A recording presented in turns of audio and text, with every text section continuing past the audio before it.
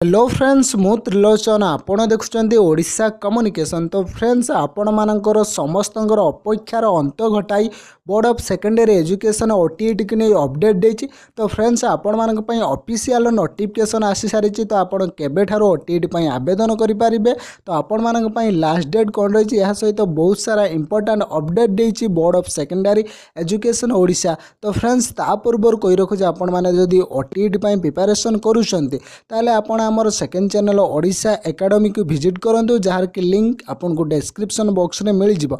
तो friends board of secondary education Odisha आपण मानक पई नोटिफिकेशन नहीं आछि ओटीईटी एग्जामिनेशन को नहीं।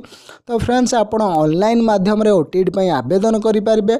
तो फ्रेंड्स आपण मानक पई ऑफिशियल वेबसाइट रही www.bscodisha.ac.in यही वेबसाइट को आपण विजिट करी ऑनलाइन आवेदन करि पारिबे। तो फ्रेंड्स आपण केबे ठारू केबे पर्यंत ऑनलाइन आवेदन करि पारिबे।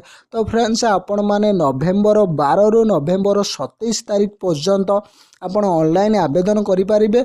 27 नवेम्बर 2018 राति 11:45 पर्यंत आपण ऑनलाइन पेमेंट करि पारिबे। तो फ्रेंड्स आपण को शेष तारीख 27 तारीख पेमेंट कला परे आपण 28 तारीख पर्यंत आपण आवेदन करि पारिबे। 27 तारीख पर आपण पेमेंट करि पारिबेनी जे पिला माने पेमेंट करि पारिबेनी से माने आवेदन करि पारिबेनी। तो फ्रेंड्स आपण माने आवेदन करि पारिबे नवेम्बर 12 रु नवेम्बर 27 पर्यंत। जदि आपण 27 तारीख दिन पेमेंट करि जाउछन्ती आवेदन करि पारुनादी ताले आपण 28 तारीख पर्यंत आपण आवेदन करि पारिबे। किंतु आपनकर पेमेंट डेट रो लास्ट डेट रही आपनकर 27 नवेम्बर 2018। तो फ्रेंड्स यह सहित आपण मानक पई जो रही स्ट्रक्चर रही एप्लीकेबिलिटी रही रजिस्ट्रेशन रही एलिजिबिलिटी क्राइटेरिया रही सिलेबस रही एवं एग्जामिनेशन फो जो स्ट्रक्चर रही फिजिकल हैंडीकैप पई यह सहित आपनकर एससी एसटी एससी बीसी एमानक पई संपूर्ण जो डिटेल्स क्राइटेरिया रही संपूर्ण डिटेल्स क्राइटेरिया खूब जल्दी आसीजिवो। जेतेबेले आसीजिवो मु आपण मानक पई वीडियो नहीं आसीबी। देखंतु फ्रेंड्स ए वर्ष आ गोटे कथा एक्स्ट्रा करा जायछि बीड पिला माने उभय पेपर 1 पेपर 2 देई पारिबे।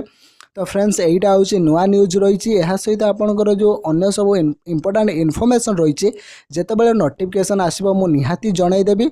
तो फ्रेंड्स आपण मैंने नवेम्बर 12 रु नवेम्बर 27 पर्यंत आवेदन करेंगे। तो फ्रेंड्स आपन जो पेमेंट करेंगे ऑनलाइन तार लास्ट डेट रही नवेम्बर 27।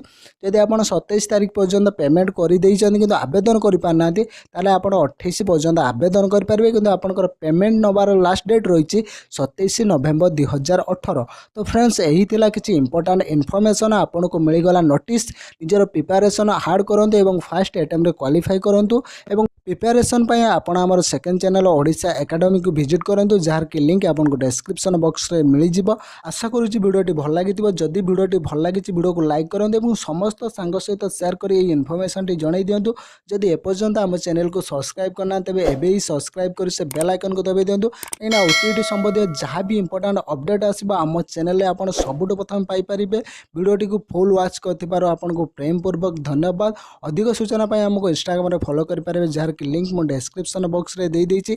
आज पई एतिकी पुणी देखाबो ओटीटी रो फेस वीडियो को नै से पर्यंत विदाय दियंतु। जय जगन्नाथ जय ओडिशा।